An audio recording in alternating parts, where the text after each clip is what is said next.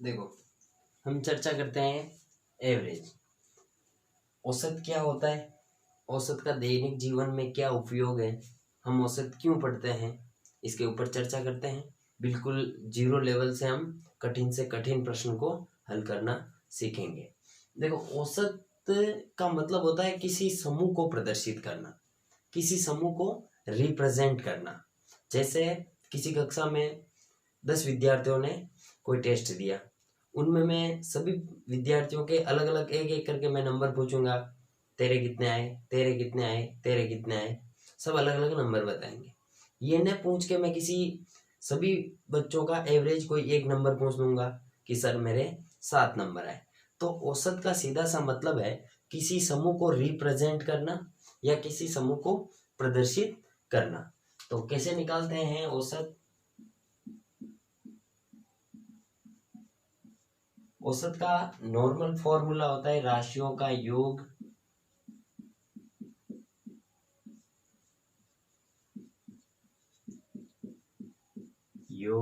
बटेवा राशियों की संख्या।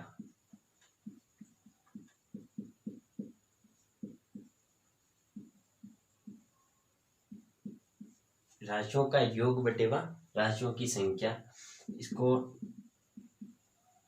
टोटल नंबर्स या total divide by number of items, मतलब जितने नंबर्स हैं या जितनी संख्याओं का एवरेज हमें निकालना है वो। अब इससे और फॉर्मूला बनते हैं, जैसे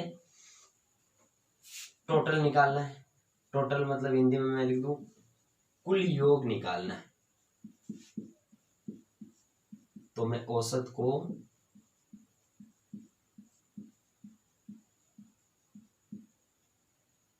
को संख्या से मल्टीप्लाई कर दूंगा, संख्या से मल्टीप्लाई कर दूंगा। और अगर हमें संख्या निकालनी है,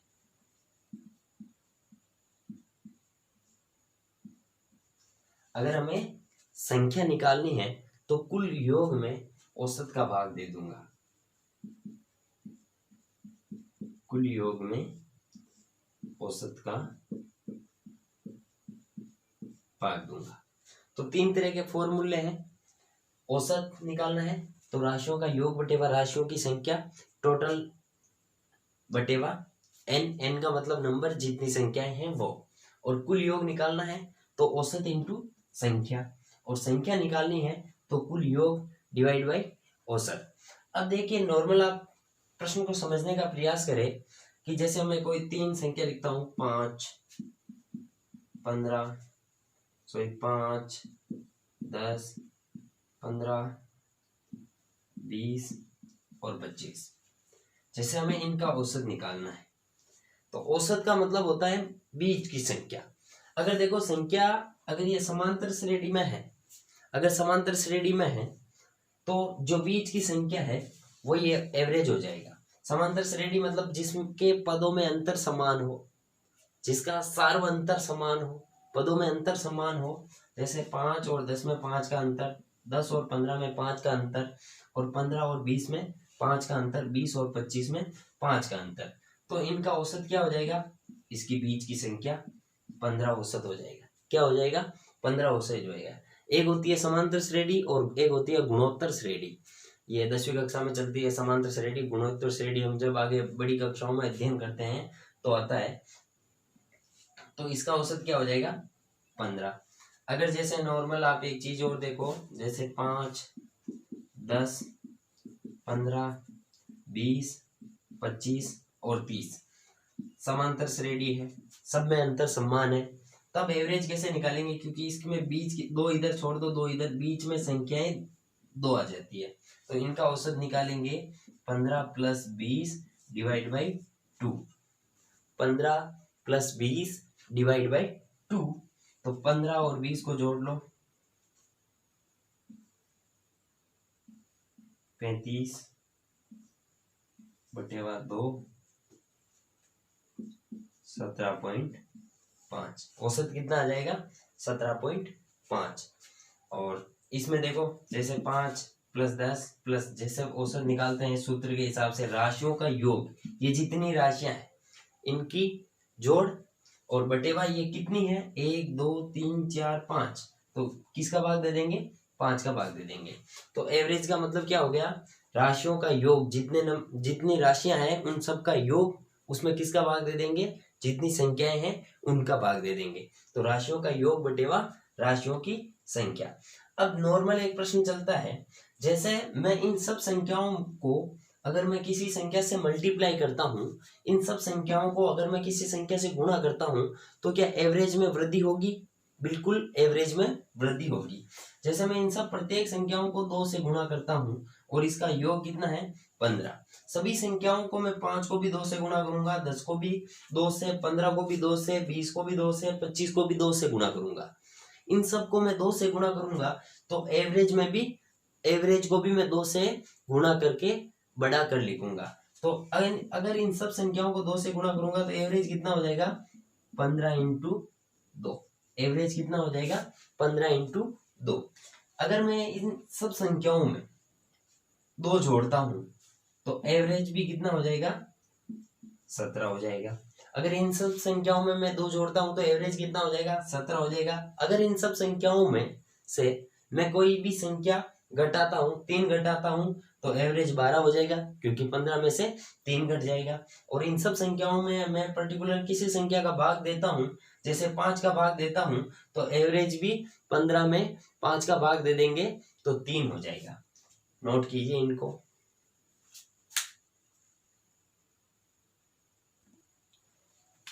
देखो अब इनके नॉर्मल प्रश्नों के ऊपर चलते हैं। सिंपल से शुरू करेंगे, कठिन से कठिन प्रश्न हल करेंगे। बिल्कुल इजी टॉपिक है, बढ़िया। पटवारी, कांस्टेबल, ग्राम सेवक, कोई सा भी एग्जाम हो, हर एग्जाम में ये टॉपिक पूछा जाता है। बिल्कुल इजी इसके प्रश्न है, आसानी से समझ में आ जाएगा। जैसे क्वेश्चन देखो, यदि एक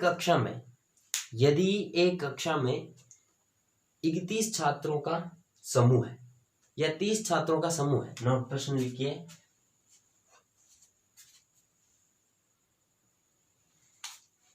क्वेश्चन पे चलते हैं। यदि एक कक्षा में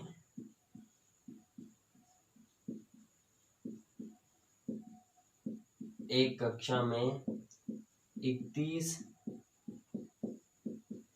छात्रों का औसत भार 30 kg है। यदि इसमें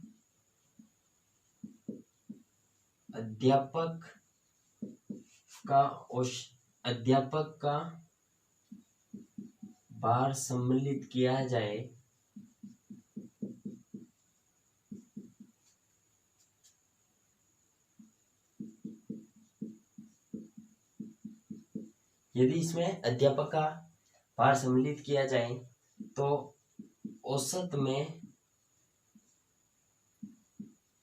500 ग्राम की वृद्धि हो जाती है। तो अध्यापक का भार कितना है?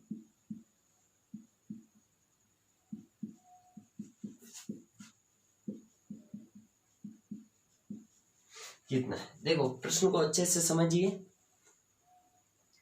पिछले गत पटवारी एग्जाम में आया हुआ प्रश्न है। देखो 31 छात्रों का औसत भार है 30 kg। कितना है? 30 kg। तो 31 छात्रों का कुल वजन कितना हो जाएगा? औसत देर का है 30, तो कुल निकालेंगे तो 31 छात्रों का कुल वजन।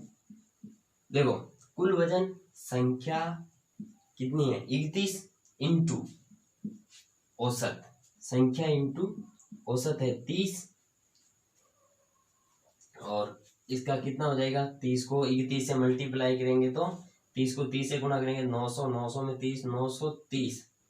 31 छात्रों का कुल वजन हो जाएगा 930। एक आप नॉर्मली चीज समझिए कि 31 छात्रों का कुल भार तो 30 हो नहीं सकता, इसका मतलब ये एवरेज है। तो कुल निकालेंगे तो संख्या को औसत से गुणा कर लेंगे। तो 31 छात्रों का कुल वजन कितना हो जाएगा? 31 इंटू 30, 930।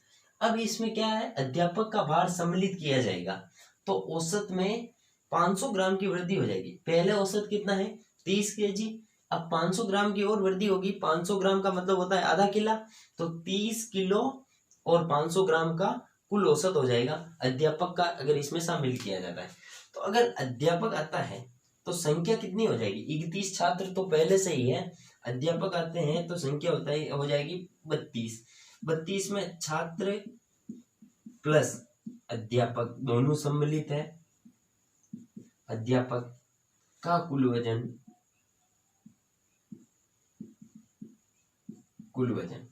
तो पहले है औसत 30, अध्यापक के आने के बाद, पहले औसत 30 है, अध्यापक के आने के बाद आधा किला में वृद्धि हो जाती तो 30.50 हो जाता है औसत, और कुल कितने संख्या हो जाती है 32।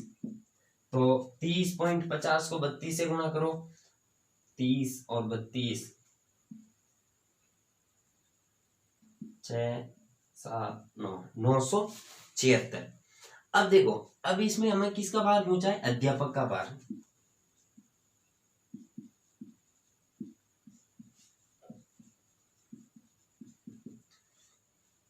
बत्तीस छात्रों, 32 मतलब कि छात्र प्लस अध्यापक है, इनमें से 31 का घटा देंगे तो किसका बचेगा, अध्यापक का बच जाएगा। छात्र और अध्यापक के वजन में से अध्यापक का वजन नहीं घटा के छात्र का वजन घटा लेंगे, तो 976 में से कुल छात्रों का वजन कितना है 930, तो अध्यापक का भार कितना हो जाएगा 46 केजी। क्या हो जाएगा 46 केजी। प्रश्न को नोट करो।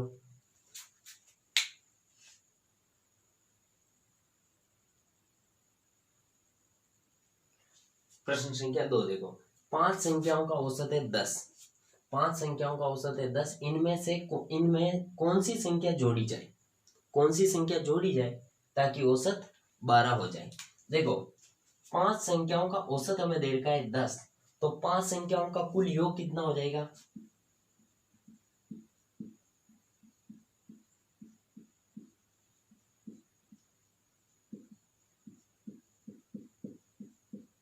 पांच संख्या का कुल योग कितना हो जाएगा 5 इंटू 10 बराबर 50। अब इनमें से कौन सी संख्या जोड़ी जाए, अब कौन सी संख्या जोड़ी जाए पता नहीं है, तो हम उसको कुछ भी x मान लेते हैं। कौन सी संख्या जोड़ी जाए ताकि औसत कितना हो जाए 12 हो जाए। औसत 12 करने के लिए इसमें एक संख्या जोड़ेंगे। अब कौन सी संख्या जोड़ेंगे पता नहीं है, लेकिन संख्याओं की संख्या कितनी हो जाएगी 6 हो जाएगी। 5 पहले से ही है, एक और जोड़ेंगे तो कितनी हो जाएगी 6 हो जाएगी। तो 6 संख्या का कुल योग कितना हो जाएगा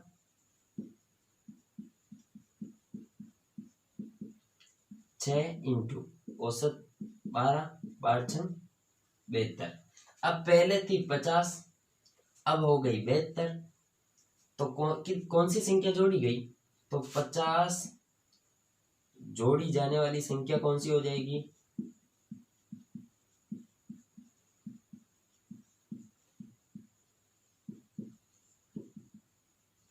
72 माइनस 50 बराबर 12।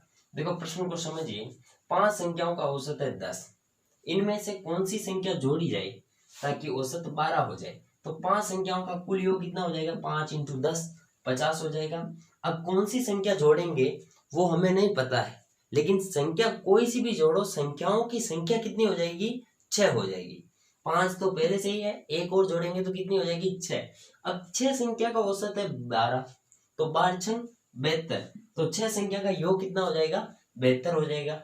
अब पहले था 50, एक संख्या जोड़ने के बाद और संख्या हो गई 72, तो कितनी संख्या हमने कितने जोड़े, तो हम उसके अंदर 12 जोड़े, तो जोड़ी जाने वाली संख्या कौन सी हो जाएगी 12 हो जाएगी। नोट करो।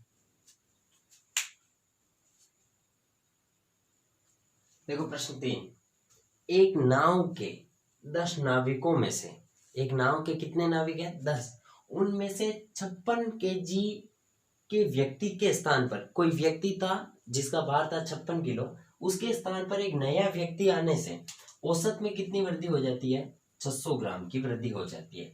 तो नए व्यक्ति का भार कितना होगा? इंपॉर्टेंट प्रश्न है। देखो एक चीज समझिए, जैसे एक कक्षा में 10 विद्यार्थी है। अब मैं कहता हूं कि 10 विद्यार्थियों के औसत में 3 नंबर की वृद्धि हो जाती है। कितने की वृद्धि हो जाती है? 3 नंबर की।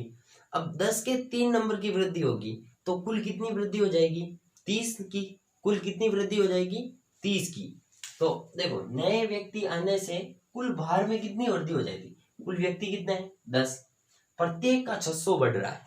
औसत का मतलब प्रत्येक का 600 बढ़ रहा है, तो 10 आदमी का कितना बढ़ेगा? ये ग्राम है, तो कुल कितने ग्राम बढ़ जाएगा? 6000 ग्राम। तो 10 नाविकों के भार में वृद्धि कितनी होगी? 10 इंटू 600, कुल मिलाकर 6000 ग्राम। 6000 ग्राम की वृद्धि हो जाएगी। इसको किलो में चेंज करेंगे तो 6000 डिवाइड बाई 1000। 1 किलो में कितने ग्राम होते हैं? 1000 ग्राम। तो 3 जीरो से 3 जीरो कैंसिल, कुल मिलाकर 6 केजी की वृद्धि हो गई। अब देखो 6 किलो की कुल वृद्धि हुई कुल वजन में, तो 56 किलो के स्थान पर 600 ग्राम की वृद्धि हो रही थी, तो 56 किलो के स्थान पर 6 किलो की वृद्धि हुई, तो उस व्यक्ति का जो नया आया उसका वजन पहले वाले व्यक्ति से 6 किलो ज्यादा होगा। तो नए व्यक्ति का वजन क्या हो जाएगा? नए व्यक्ति का वजन कितना हो जाएगा? 56 तो पहले था, 6 की और वृद्धि हुई तो कितना हो जाएगा? 62 केजी। नोट करो।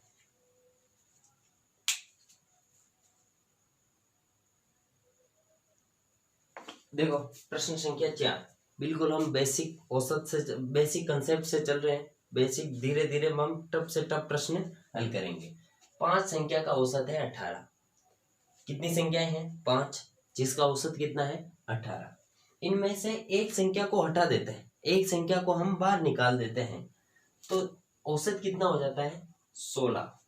तो हटाई गई संख्या कौन सी है? देखो 5 संख्या का कुल योग,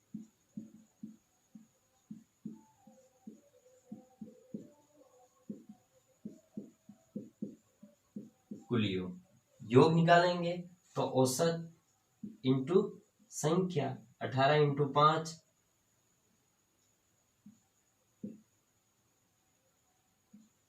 9। 5 संख्याओं का कुल योग कितना हुआ? 90। अब देखो इनमें से एक संख्या हटा दी जाती है, इनमें से एक संख्या अगर हटा दी जाती है तो संख्याएं कितनी हो जाती है? 4। तो 4 संख्या का कुल योग कितना हो जाता है?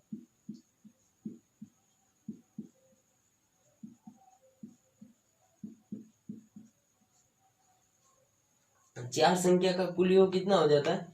अगर एक संख्या इसमें हटाने के बाद संख्याएं कितनी रह जाती है? 4। 4 संख्याओं का कुल योग 16 इंटू 4, औसत इंटू योग, 16 चौक 64, 64 हो जाता है। देखो पहले से हटाई गई संख्या कौन सी है? पहले संख्या थी कुल 90, अब हमारे पास कुल संख्या है 64। पहले संख्या थी 90 और अब हमारे पास कुल संख्याएं कितनी है? 64। तो हटाई गई संख्या कौन सी हो जाएगी?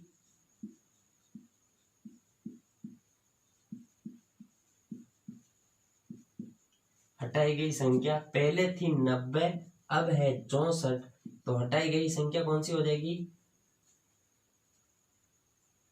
घटाओ 90 में से 64, 26। हटाई गई संख्या कौन सी हो जाएगी? 26। नोट करो।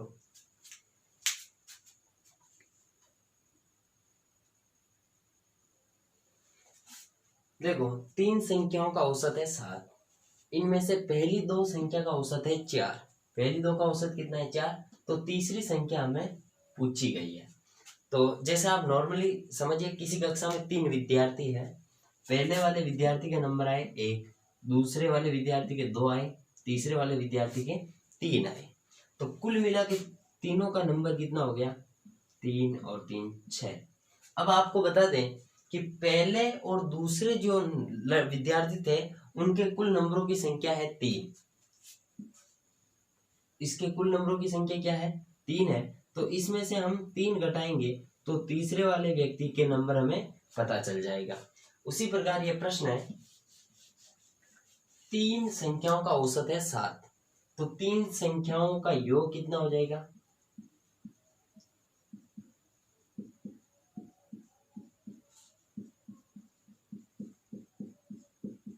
7 × 3 21, मतलब 3 संख्याओं का योग कितना है? 21। पहली 2 संख्या का औसत दे रखा है 4, तो पहली 2 संख्या का योग कितना हो जाएगा?